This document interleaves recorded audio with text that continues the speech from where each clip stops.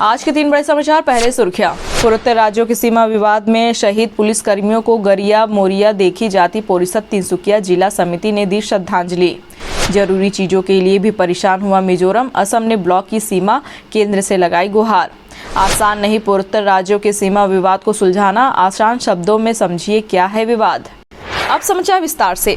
पूर्वोत्तर के 2 राज्यों असम और मिजोरम के बीच सीमा विवाद को लेकर जिस तरह की हिंसक झड़प सोमवार को हुई, वह न केवल इन दोनों राज्यों की सरकारों के लिए बल्कि पूरे देश के लिए चिंता की बात है। आखिरकार गृह मंत्री अमित शाह के दखल देने के बाद स्थिति काबू में आई। उन्होंने दोनों राज्यों से इस मामले में यथास्थिति बनाए रखने की अपील की है। इसी बीच गरिया मोरिया देखी जाति परिषद तिनसुकिया जिला समिति ने सिलचर टाउन के पास लैलापुर असम सीमा पर शहीद हुए 6 पुलिस वालों के मोमबत्ती जलाकर श्रद्धांजलि दी। उन्होंने असम पुलिस पर हमले की निंदा की और सरकार से बिना किसी के जल्द से जल्द आवश्यक उपाय करने को कहा। उन्होंने सरकार से किसी भी कीमत पर किसी भी पड़ोसी राज्य को असम की जमीन नहीं देने के लिए कहा। যোৱা 26 তাৰিখে অসম আৰু মিজোৰাম সীমান্তত মিজো আৰক্ষী আৰু দুৰ্বৃত্তৰ গুলীত আমাৰ অসম আৰক্ষীৰ যি 6জনকৈ জোৱান নিহত হৈছে, তেওঁ এই শ্বহীদসকললৈ আজি আমি সদৌ অসম গৰিয়া মৰিয়া দেখি জাতীয় পৰিষদৰ তিনিচুকীয়া আঞ্চলিক সমিতিৰ তৰফৰ পৰা শ্ৰদ্ধাঞ্জলি জ্ঞাপন কৰিছোঁ।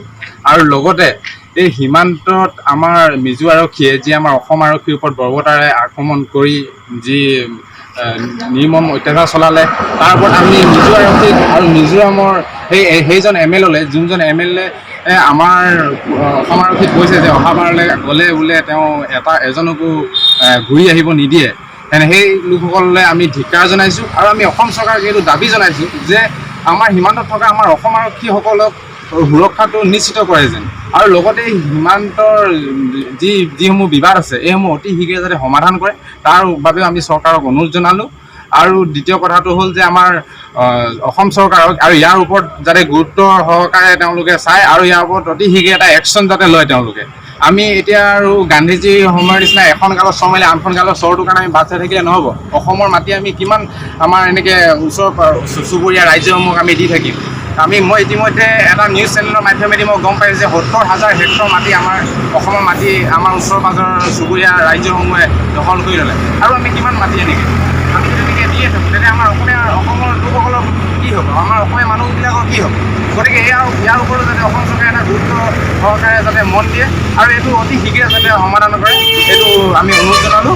বা সীমান্তৰে কৈছিলে মোৰ বক্তব্য সামৰণি। ধন্যবাদ। জয় অসম। জয় অসম।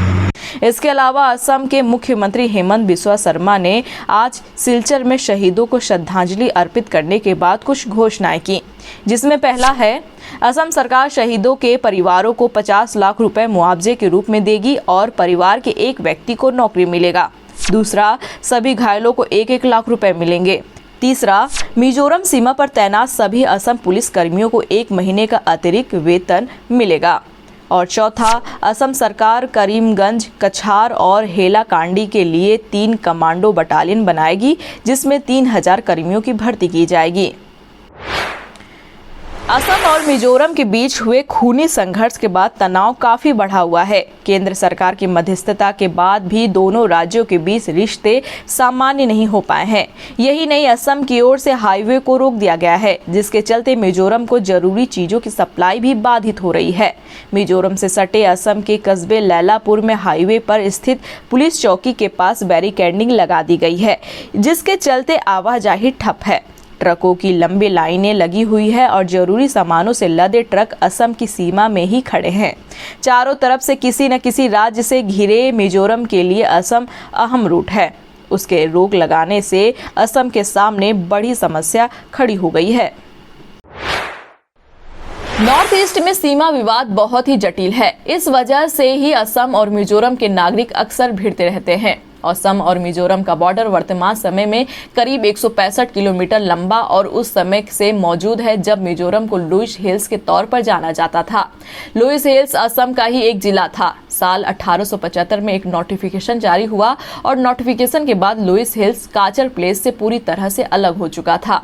इसके बाद एक नोटिफिकेशन साल 1933 में जारी हुआ। इस साल जो नोटिफिकेशन आया उसमें लुइस हिल्स और मणिपुर के बीच एक सीमा को रेखांकित कर दिया गया था। मिजोरम के लोगों का मानना है कि सीमा को सन 1875 के नोटिफिकेशन के आधार पर रेखांकित करना था। यह notification Bengal eastern frontier regulation यानी BEFR एक्ट 1873 से तैयार किया गया था।